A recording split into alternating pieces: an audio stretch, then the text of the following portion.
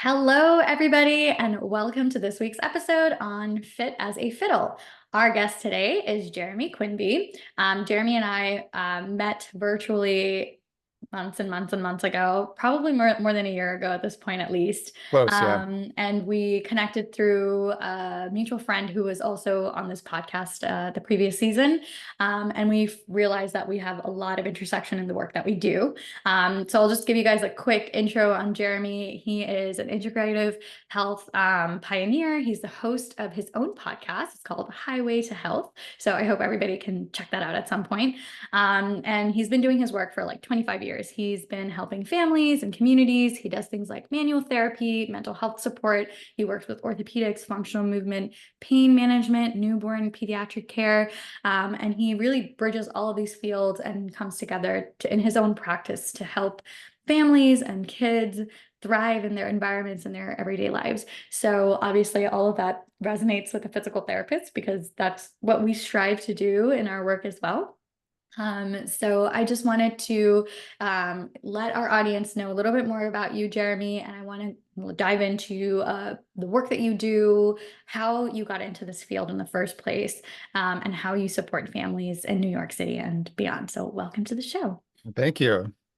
Yeah. All right. So first and foremost, what is I know you're kind of like doing all this work in all these kind of different fields. So what kind of brought you into wellness space in the first place? Mostly a back problem of my own. That Ah, was that was the start. I was an English major, so I wasn't really planning on going into a science field. Although there was some curiosity always with science for me, and I'm a big reader. So that it's sort of through my 20s. I'm also a musician, so I had a little detour in the 90s trying to make a go of being a musician on the side, which is probably part of the challenge was the long hours of trying to do that plus work at a job to support myself. And I'd been in sports, all sorts of sports. Played basketball, football, baseball, road crew in college, and I was kind of always active. And maybe there was something about being less active that could have been somewhat problematic for my back, sitting and practicing for long periods of time, doing a lot of writing. Um, so I'm not exactly sure what the whole of it was, but looking back, I would say that there's some functional stuff going on with my body, but there was also probably some like emotional stress management challenges, all the stuff that goes with that, and just lifestyle, stuff that I was not aware of how it was sort of affecting me, like not sleeping enough and makes sense. all that stuff. So that and so I just started getting interested. I actually decided to go to massage school just to learn. I didn't even plan on doing it as a career field. But the more I got into the, working with people that way, I just felt really comfortable in that space. It was sort of strange. Like there was not anything I had identified about myself that, I felt comfortable working with my hands for one thing, which was sort of, strange. And then just working with people. And I had the challenge of I was the only guy in my full-time massage class. So I had to get used to being the man in the room in a lot of situations where people were expecting a woman to be there. And that was probably good training for me in some ways of like learning how to, get people comfortable. I'm also a fairly big guy, so I'm like 6'2", almost 200 pounds. So, people, I knew that was an intimidating factor. And I had a teacher who really taught me how to sort of like bring myself down to a level, get whether I was working with women or kids or whatever, that I really kind of got them comfortable with me in a space. So that was huge for me. Yeah, that sounds huge. I remember in PT school too, there was definitely like way more females than males. Yeah. Um, and I guess that's just, I don't know why, but that was that experience that we had as well. But that's really sounds kind of familiar. A lot of people kind of come into health and wellness because they had something going on with Oh them. yeah. Health and Yeah. wellness wise, that wasn't probably the best. And Yeah. then they kind of find themselves in whatever modality that seemed to be most helpful for them, and then come into the space. So tell us about your various different certifications and all the different types of modalities you use. Well, I started out as a massage therapist, got licensed as a massage therapist, and really by the time I was finishing school, I had a teacher who, when we started doing more of the subtle therapy, kind of some energy work and craniosacral therapy stuff, she came over one time and said, "You feel a lot with your hands, don't you?" And so it was like one of those things where I also have giant hands. So like that, I think maybe there was just something about like, but having my hands on someone, I picked up maybe a little bit more information. And I think sometimes being that maybe having been a musician, I also I'm a little more fine-tuned just being so tactile with my hands. But anyway, she basically pushed me into doing a craniosacral course right out of school. And I was sort of studying at the time to get my national certification. And it just kind of tied all sorts of things together for me. I just started realizing, oh, I have this now. I have because I do pretty deep tissue work and trigger point work and myofascial work. But then that to have the craniosacral part of it was I could work with people when there was something a little bit more intense, like a muscle spasm, back spasms, which is what I suffered from. So I sort of knew that in those situations, people who had used high force techniques on me almost always made it worse. So there was a little bit of that understanding from my own experience, but I also kind of started to just like to me the nervous system kind of felt like everything in terms of Hmm. like what it was in charge of operating both from a neuromuscular perspective and sort of endocrine system and autonomic nervous system. So that's where my brain went with all this stuff. So and the more that I got into it, the more I realized like I kind of need to understand the whole engineering process of something, and that's kind of the way my work got led more than anything else. And then shortly after I got into doing the manual therapy, I had a chiropractor friend who got me into doing some training work. You just kind of starting to understand maybe more the physical therapy aspects of things. I hadn't had any great physical therapy experiences, I'm sad to say, but mostly because of the places that I was, getting physical therapy. And so that was the beginning of me starting to get interested in like how do I sort of retrain myself in terms of what I think might be my imbalances. And it wasn't until I moved to New York, I was working with a PT who did work with dancers for Mark. She works out of Mark Morris still dance studio in Brooklyn, and then she traveled with Merce Cunningham. So she looked at me and was like, you are just like my dancers. You have ligament laxity issues and a lot of instability going on with your pelvis and with your spine and with your shoulders and everything, so it totally changed. She started just giving me a lot of really subtle work to do that really informed me working with, kind of getting more into doing movement work with people. And I'd gotten certified to be a trainer at that point. So I was kind of going back and forth between watching people move, teaching them, and I did a kind of my certification and training was to get into doing post rehab work, so that basically I would get handoffs from PTs when people were sort of insurance had run out, they got to baseline level, but they really needed to be getting back to like sport or something that just that they needed to be operating at a higher level. And so I would start working with them from that point on. So, and I think a lot of my challenges really helped me understand where people were kind of failing and having the same kind of recurring injury cycles. And so I just kept going further and further down that road because I felt like, oh, I can work to free things up with manual therapy. I can retrain them. And I was just having a lot of success with that. So I mean, that was kind of, I had about 10 years of just straight that. And I was very busy because I could go back and forth. I knew I needed a supplement to doing just manual therapy because it's sort of hard on your body to just be like, doing massages all day long every day. So I could kind of, but I ended up working with about 30 people a week for 10 years. So Wow. it was a busy stretch. Yeah, that sounds really busy. Yeah. You know. Yes, I do. Although I think the beauty of both of our work right now is we get to create a bit of our own schedules and create a Yeah. little bit more freedom than Thankfully. working in a big corporation sort of a thing where we're Yeah. kind of told what we have to do.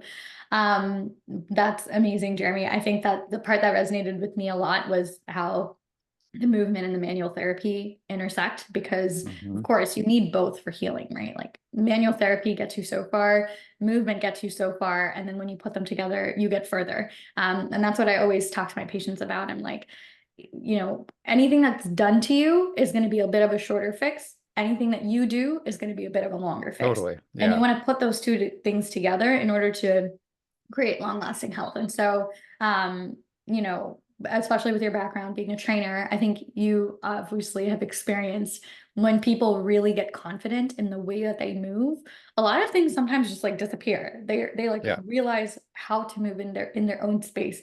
They realize their asymmetries. They realize their strengths and weaknesses.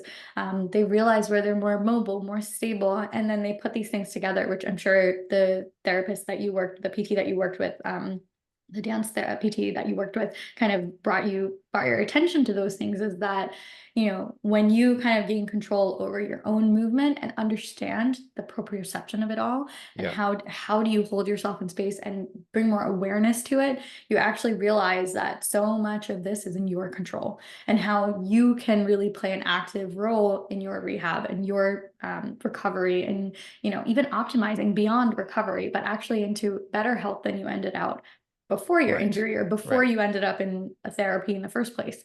So I love that. Now let's kind of take a little like turn a bit into the pediatric world, because, as you know, the listeners might know, I work with pediatric patients as well, and I know that that's a big part of your work. And so I kind of want to just dive into the different types of patients that you see, different age groups, and what you do with them. Yep. So, well, so the pediatric work came by accident. I was, because of the place that I was at in Brooklyn, it just happened to be the place, probably like Jersey City in some respects, where like people move out of the city and they go to a place where they're planning to raise their families, it's a little bit more affordable long term, you know. So it just happened to be that the neighborhood I was living in, and where I started my practice. And I started a storefront business with a couple of partners too, called Everyday Athlete. And it was kind of like a, you know, movement wellness center. We ended up getting involved in like all sorts of stuff. We did kids tumbling classes. We did all sorts of stuff. So we hosted dance classes. So we had a lot of different, you know, people in the community, you know, coming into the space. And I happened to be working with a midwife at the time who was really liked the craniosacral work and was saying like, I can see the use of this with all sorts of babies that I'm, you know, working with that come out and have problems. So she kind of, I was resistant because I was a business owner, I was doing training and body work. But there was a baby that she asked me to do an evaluation for because it had really asymmetrical cranial bones, as can happen. And at about 6 weeks, one of the eyes was still not opening very well. And so they wanted to possibly put the baby in a cranial cap, the little helmets. And she was just kind of wondering if there might be another option. So she asked if I would just kind of, you know, do some hands-on, get an evaluation for the doctor that she was working with. And so you're kind of treating, because you're feeling the way with craniosacral work, if anybody doesn't have experience with it, it's very gentle. It's very low force work. It's only about 5 grams of pressure. So think about it as almost like really light traction around the spine and the head, where we're just basically trying to free up some connective tissue that might be in a holding pattern. So we can kind of we basically just follow tissue is kind of what we do. We kind of follow for contracting patterns in tissue. And so I was just kind of following tissue, and, you know, I did the eval. Baby was very chill at the end, which you know, happens to my adults as well. But I about maybe 4 or 5 days later, I got a call from the mother, and she had been talking to the midwife, and she told her to call me, but the eye had started to open up, and just from doing this very low force work. And so baby came back in again. Within 3 weeks, it was almost symmetrical. And my mind was just blown. And so that was the moment where I was like, okay, maybe I need to explore this a little bit further. And so I did some volunteer work for a while, and I started meeting like some PTs, OTs, and lactation consultants who were kind of, you know, sending babies to me or calling me and asking me if there was anything that my work might help. And I was like, well, I'm just kind of learning how to do this. I'm getting ready to take some coursework. So I was just volunteering. And but as soon as as soon as I went through my training for it, I was I was so busy in Brooklyn treating babies. And if you look me up online, I'm the baby whisperer of Brooklyn, apparently. But not the title I thought I was going to get. But I loved doing it, and I loved resourcing, you know, new parents. And just, you know, there's a lot of anxiety that's going on, and a lot of very subtle things that can be going on with babies that I think are probably related to difficult births, to C-sections, that they're kind of all autonomic response type things that start to like throw off their digestive, processes, um, stuff like torticollis and a lot of latch issues. I kind of work in coordination with a lot of lactation people now and pediatric dentists for tongue tie. So a whole other, realm of things that I just did not, plan to be involved with, but just, I just I kind of feel like I knew where my place in that was, and developed really great, relationships with that community too. I love that. Pediatrics similarly kind of fell into my lap, although I did graduate from PT school in a pediatrics, like my final year, it was like in a pediatrics track. Ah, I actually ended up just doing a lot of pelvic and orthopedics, pelvic floor PT and orthopedics, like the first couple of yep, years, and then pediatrics kind of flew into that because prenatal, postpartum, you see the babies right after. right, And so I ended up kind of picking it up and kind of remembering all the things that I had done back in school and taking a couple of extra courses. And then similar to you, plagiocephaly, torticollis, developmental delay, all of those things. hmm, And it is great doing manual therapy with those babies because, like you said, it's like that calming effect, that touch, yeah, because that's what they want, right? Like they're used to yeah, being in this warm, fuzzy environment that's yeah, like very calm and stable inside mom's uterus. And you come out into this like frantic world with all the stimulation. And sometimes, like, even for an adult, right? Like, how many times has someone like close to you that you love, like, put their hand on your back and you're just like, oh, that feels nice. Like right, when right, there's trust and when there's empathy and when there's love and when there's compassion, touch can do such great wonders. And for a baby, they can't really tell the difference between anybody as much. right, But right, for them, it's just any kind of stimulation that's calming for them can actually create a huge nervous system change. And then, yeah, like you said, like that nervous system, like everything is connected, right? yeah, When your autonomic nervous system is in check, digestion is better, like everything, like, yeah, there can be less fussy, like all kinds of things. When there's a colicky baby, lots of things can be helped and maybe even solved when there's the right amount of touch, the right amount of pressure, the right amount of attention into certain areas of their body. yeah. So I love that you said that you kind of fell into that work, and Well, it's and it's interesting too. Like I'm sure you have this experience, but from treating these little, new people in the world mhm, to going back and forth between that and treating adults, you start to see different kinds of correlations that, like you were talking about, that touch is way more powerful. The environment is way more powerful than we give credit to in terms of, if we go with the theory that our body can basically heal itself and can take care of itself, and it just needs to be set up right for it. Those two pieces to me, I mean, and I learned this through my own experience too, but those two pieces for me felt like the most important parts. And I was a little surprised by, how well babies would do through the process. But I was also surprised sometimes that, like, adults who would come in to see me who had been through like everything. They'd had all sorts of neurological testing and PT and traction and just all these different things. And then I do one hour light touch craniosacral session and they start doing better. So you almost kind of have to wonder, like, are we, sometimes are we trying to do too much for people when we just need to give them the support, right? absolutely. I'll tell you a fun story on that note. So I guess diving a little bit into the prenatal postpartum work that you Yeah, do. yeah. So I see tons of new moms and new parents, and I remember this one particular new mother had just had a C-section, and for her the birth was very traumatic, and she had gone through a lot of just stuff during her pregnancy, both physical, emotional, mental, and postpartum. She was having a little bit of a tough time coping with everything, and um, I think I saw her about like a month postpartum when she had reached out to me to just be like, my Mhm. body is not feeling right. And I feel like I just really need a little bit of help and support. And so I went to go do the evaluation. And in every patient who has had a C-section, I observe their scar, and I, try to check for tenderness and check for what's going on with their scar. And so I was like, okay, can we take a look at your scar now? And she's like, look at the scar. I've never looked at my scar. What do you mean look at the scar? And I was like, Mhm. oh, you haven't, have you taken a look at your belly? And she's like, no, I haven't looked at my belly. I don't want to look at my belly. And there was such a block there, Jeremy. And she just didn't want Mhm. to Yep. look at her belly. She didn't want to touch her belly. I was like, is it okay if I do? And it took a little while for her to become comfortable with that. And I said, it's totally fine. We don't have to do it in the session. We don't have to do it at all. We can do it in a future session. She's like, no, but I really think it would be helpful. Maybe could we do it at the end of the session, just so I can like prepare myself? And I was like, yeah, sure, no worries. Only if you're ready. We, got consent. She felt like totally fine. And then I just took a look at her belly and put my hand on top of not even the scar, just like on her belly. Hmm. And she immediately just starts sobbing. She was just like uncontrollably just Yeah. sobbing for the rest of the session. And she was like, I'm like having the chills just thinking about it. She was basically just like, I don't know who this body, it's like body dysmorphia. She's like, I don't know whose body Yeah. this is. I feel like your hand on my belly for the first time just like unlocked that this is still part of me.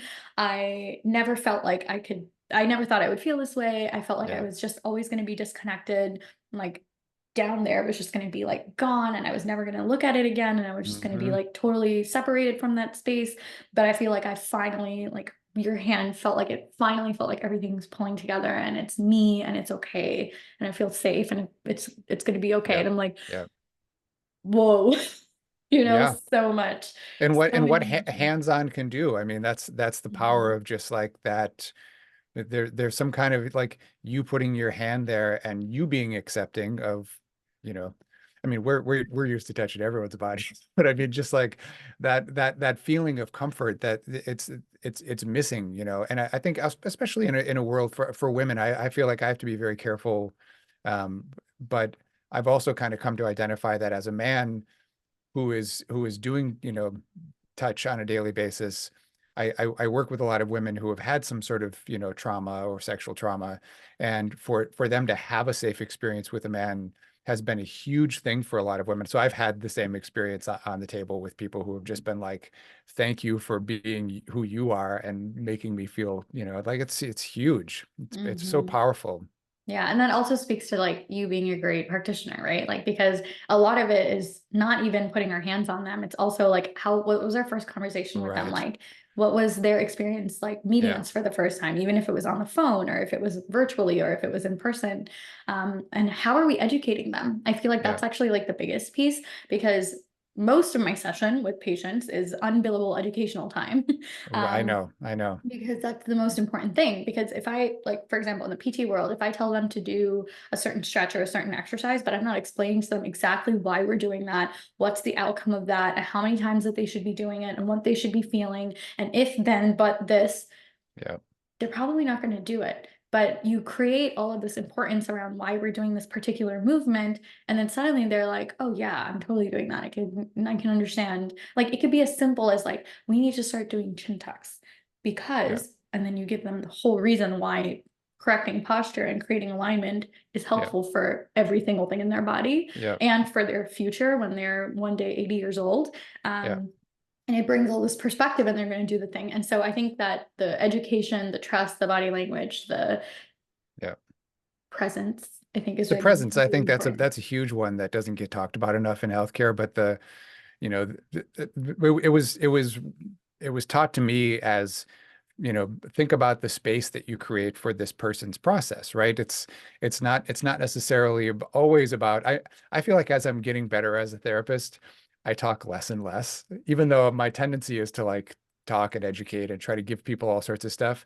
I feel like I've backed, Mhm. further and further away to that, to just listen more. Mhm. And I feel like by doing that, I kind of get the information that I need to give them the one thing that they need to understand better. You know what I mean? I feel Yeah. like we can so get into like wanting to impress upon them what our skills are and, what we can help them with. And just like, I think more and more, and this comes with like, experience and having a busy practice and stuff too, Yes. right?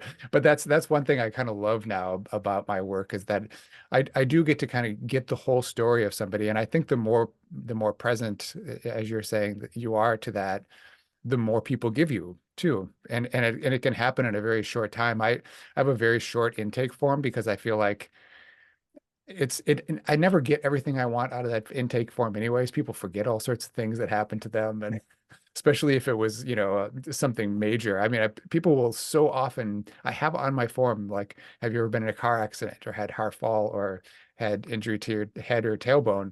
And people almost always forget the worst thing that happened to them related to that Mm. until I have my hands on them, and I'll pick up on something and say, like, did you play sports or whatever?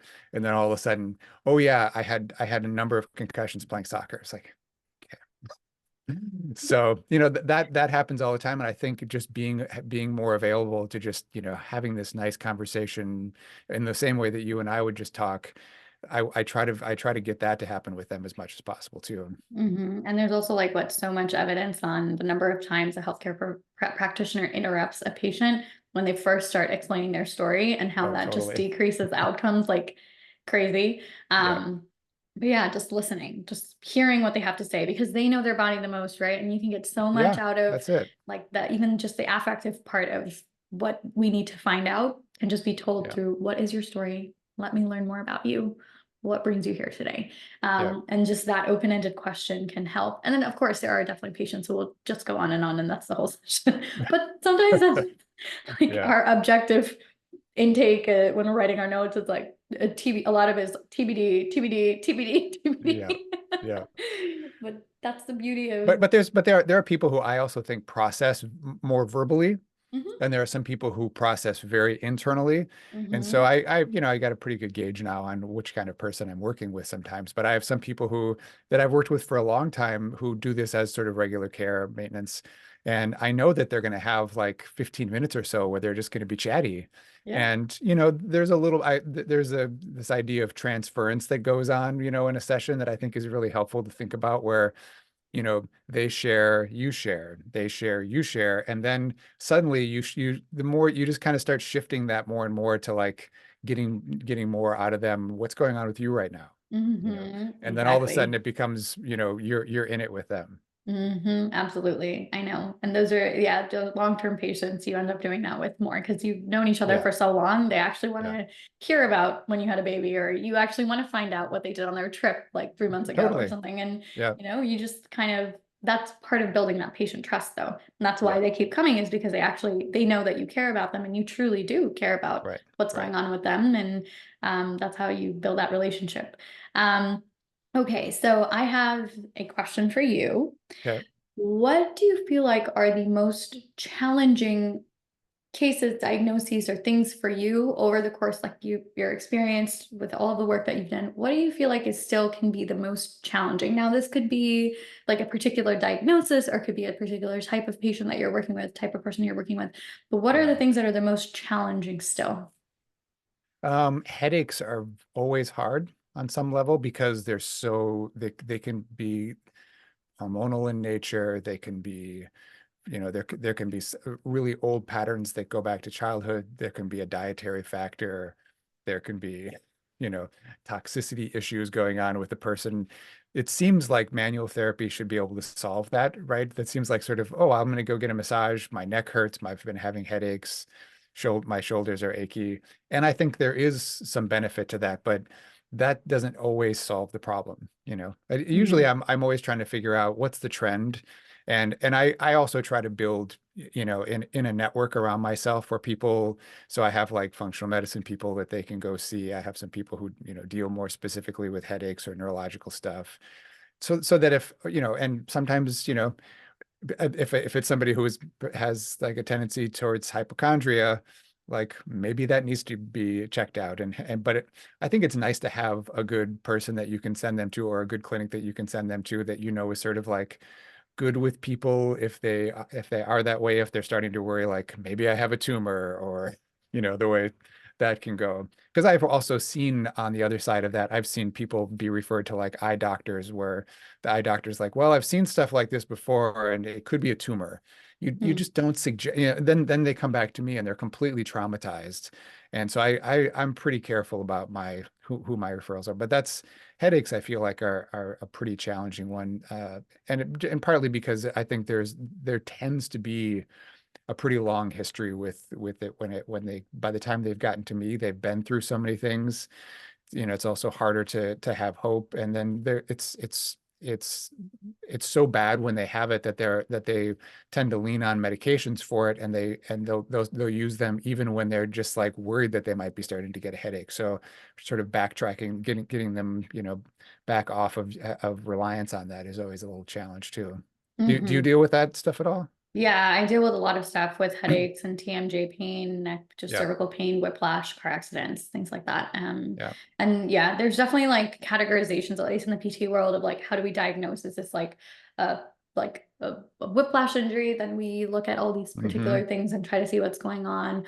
Is this just like chronic headaches? What's the history of that? Where is this coming along? Is this more Right. musculoskeletal, like generated? Where is that coming from? What are the asymmetries? What's the active range of motion, passive? Like then it becomes like just more orthopedic, like looking at what's Yeah. going on there.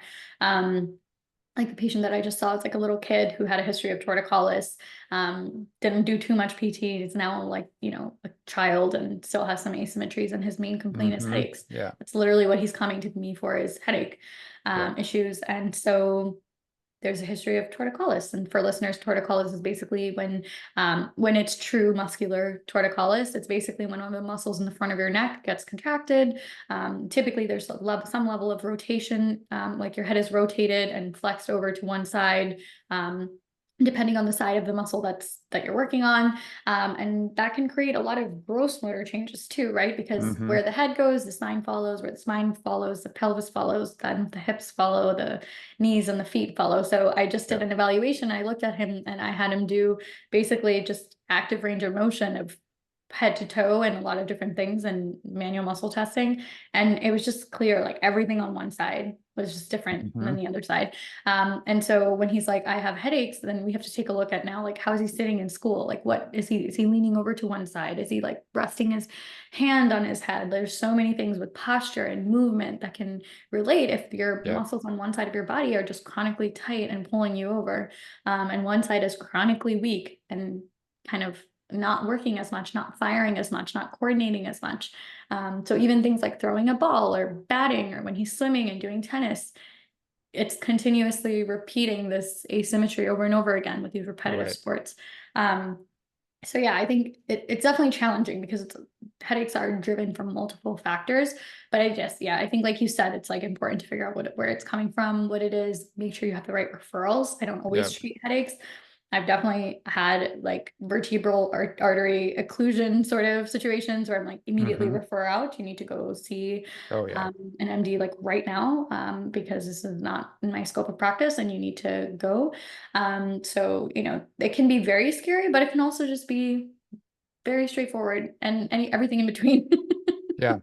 And I also I think it's important when we like working with something like headaches to like consider the whole body, because Yep. I've seen a lot of things. I see a lot of issues with tailbone injuries and headaches. So for anybody who's in the medical realm or might be interested in the dural membrane, but the dural membrane system basically goes from head to tail. So that fluid pressure that's going back and forth from head to tail moves about every 5 to 7 seconds.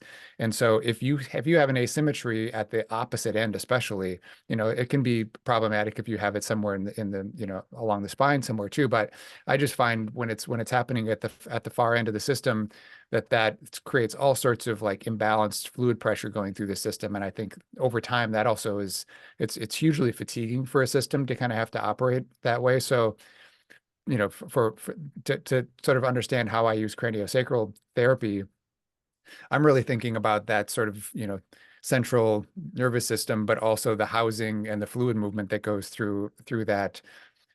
So that the more ease there is to that system of movement, usually the better the energy is going to be. Anytime we have a strain in a system, it basically just starts to wear us down energetically, and that prevents, certain kinds of healing to happen as well. Yeah, absolutely. And then I think that energy is like a whole nother topic for a whole nother podcast Oh that we my should goodness, we definitely could. do. We should table that conversation and be like energy and It's one of my favorites. yes. Okay, so to wrap up, can you give our listeners three of your top tips for wellness and health? It could be anything, ideally things that you kind of would tell any person, and that goes across the board. What do you feel like are your top three like must do's? Well, I mean, I think diet and exercise and just movement in general, do all sorts of things to, kind of keep flow systems working in the body, and also nutrition, obviously. I something that I feel like a lot of people don't include in their list that I think is I've moved way further up on the list, is creating space for rest, and not always just sleep, because I think and I do some work with people on sleep hygiene. I think it's a very important part of life, but that's kind of an obvious one, I think. But the way that I would sort of frame that in terms of rest is to think about having space on your calendar daily, that white space on your calendar where you actually decide, I'm not going to work, I'm not going to be doing emails, I'm not going to be on social media. I'm actually going to do something that's leisurely, whether it's like going for a walk, being outside in nature, or reading a book, or just sitting and listening to music. People just don't do it enough anymore. And I feel like there's a huge health benefit to that I'm just encouraging more and more people to do.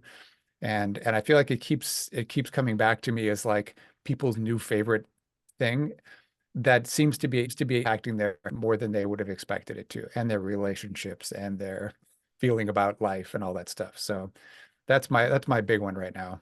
I love that. That's actually great. And as a new mom, I feel like I need to incorporate that more Well, at some yes. capacity. I'm not able to Yeah. at the moment in the way that I Yeah. would like, but hopefully soon. Awesome, Jeremy. So how do people find you? What's your website? What's the best way for people to reach out to you if they want to learn more about Sure. your... For my practice, it's jeremyquinbycst.com, Mhm. for craniosacral therapy. And my podcast website is highway2.health. And then you can find me on LinkedIn, and that's another place to sort of get more information from me.